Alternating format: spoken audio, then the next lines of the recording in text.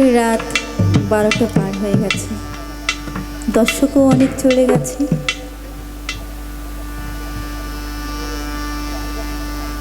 পৃথিবীতে অনেক রকম প্রেম আছে, কামের প্রেম আছে, আবার প্রেমের প্রেমিকও আছেন। আর যদি কেউ তার নিজের মুর্শিদকে ভালোবেসে থাকে, সেখানে হারানোর কিছু নেই। আমরা যদি ঈশ্বরকে ভালোবেসে থাকি, সেখানে হারানোর কিছু নেই। তো গুরু এবং শিষ্য এমন একটি পবিত্র প্রেম। লালা সাঁইজি একটি গানে বলেছেন, গুরু শিষ্যের এমনি ধারা, চাঁদের কোণে থাকে তারা, আয়নাতে লাগাইয়ে পাড়া দেখে তারা ত্রিভুবন। একটা আয়নার পেছনে যদি পাড়া না থাকে, সে আয়নাতে আপনি মুখ দেখতে পারবেন না। গুরু এবং শিষ্যের সম্পর্কটা ঠিক তদ্রূপ। আর প্রতিটা প্রেমেরই পরীক্ষা আছে। সবচেয়ে বড় কঠিন পরীক্ষা যদি গুরু শিষ্যকে করেন। গুরু শিষ্যের প্রেমের ভয়, ভক্তি, মুক্তি, বিশ্বাসেই মিলে বস্তু তর্কে বহুদূর। তো যদি মুর্শিদের প্রতি ভরসা থাকে, সব কিছুতেই জয়ী হওয়া যায়। তো সেই জায়গা থেকে লালন সাঁইজি একটি গান লিখেছেন।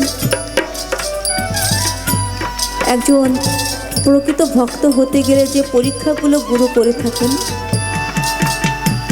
এমন একটি গানে গাইছি। ভুলটি হলো কমর্শিয়ালের দৃষ্টিতে দেখবেন। জয় গুরু।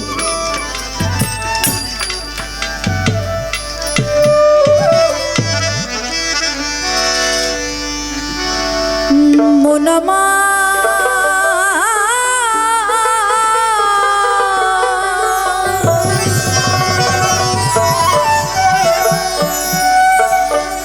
গেল রে জানা কারো,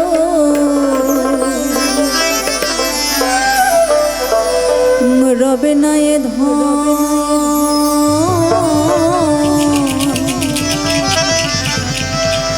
তোমার জীবন যৌবন। আরে তবেই কেন করো এত বাসনা,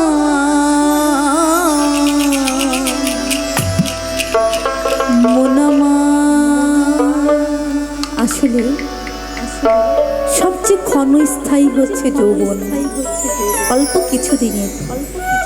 এই যে মা জননী দাঁড়িয়ে আছেন, তারও একটা সময় যৌবন ছিল, কিন্তু আজকে যৌবন চলে গেছে। টাকা পয়সা, ধন দৌলত একদিন সবই চলে যাবে, কিন্তু আমল নামাতে যেটি লেখা হবে, এখানে যারা ভক্ত আছে গুরুর প্রতি যদি প্রেম, ভক্তি, রস যদি কিছু সঞ্চয় করতে থাকেন, সেই পারেই এগুলোই কাজে লাগবে। কবি একটি জায়গায় বলেছেন, যৌবন গেলে নারী অপমান। তাই আমাদের উচিত একজন মুর্শিদের কাছে নিজেকে আত্মসমর্পণ করে জীবনের সঠিক দর্শনটি জানার, কিভাবে আমরা বাঁচব।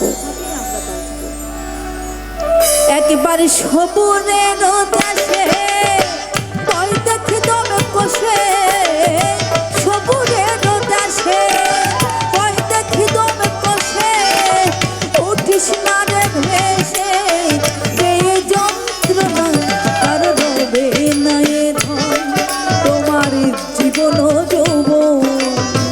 তবে কেন রে মন এতই বাসনা, কার রবে না এ ধন। একবার সবুজ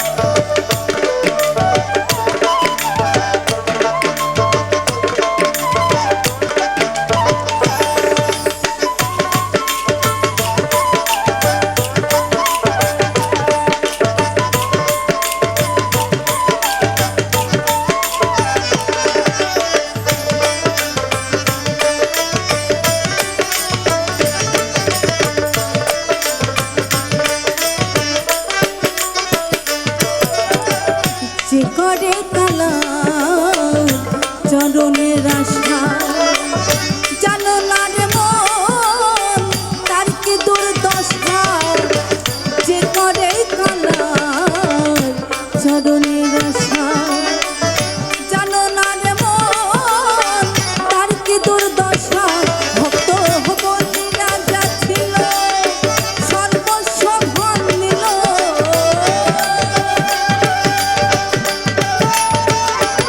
ভক্ত হবনি রাজা ছিল সর্বস্ব ধন নিল বামুন রূপে প্রভু করেন ছলন তার রবে নায়ে ধন তোমার জীবন যৌবন তবে কেন রে মন এতই বাসনা তার রবে নায়ে ধন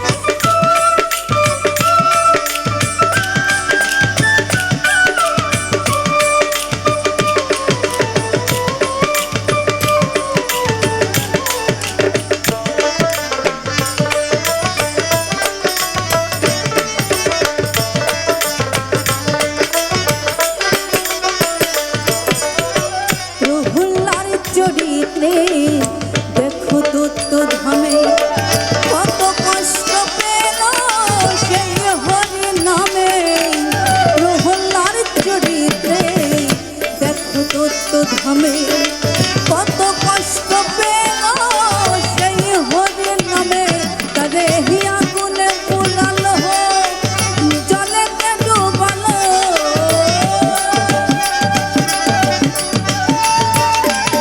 তারে আগুনে পুরালো জলেতে ডুবালো তবু না ছাড়িল শ্রীরাম সাধন তার রবে নায়ে ধন তোমার জীবন যৌবন তবে কেন রে মন এতই বাসনা তার রবে নায়ে ধন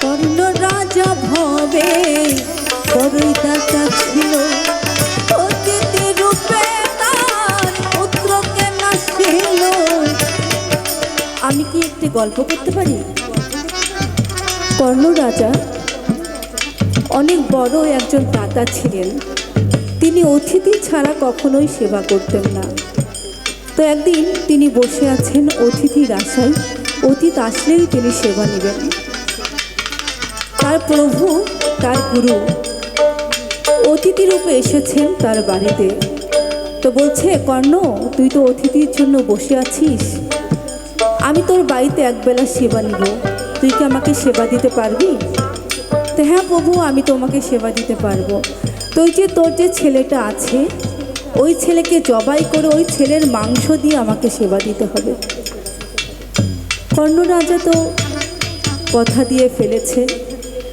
তো সেই ছেলেকে জবাই করে সে মাংস দিয়ে অতিথিকে সেবা দিয়েছে তো সেইখানে মাথার যে মগজের মাংস সেই মাংসটি ছিল না তখন বলছে কর্ণ এখানে তো মাথার মাংসটা নাই তখন বলে প্রভু আমার স্ত্রী ওটা রেখে দিয়েছে যখন মনে হবে তার মাথাটা দেখবে বলল না আমি সেবা নিব না বাধ্য হয়ে তাকে সেই মাথার মাংস রান্না করে এনে দেওয়া হলো তারপরেই অতিথি সেবা নিলেন আসলে এগুলো হচ্ছে মূলত ভক্তের পরীক্ষা, গুরু ভক্তকে পরীক্ষা করেন।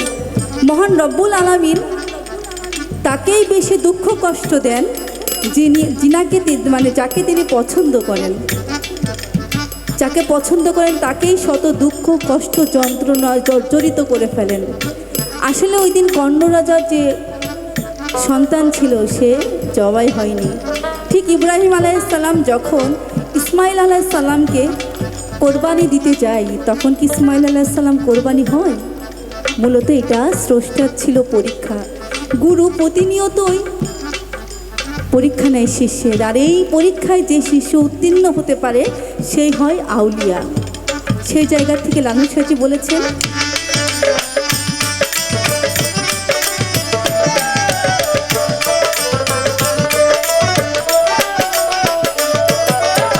কর্ণ রাজা ভবে বড়ই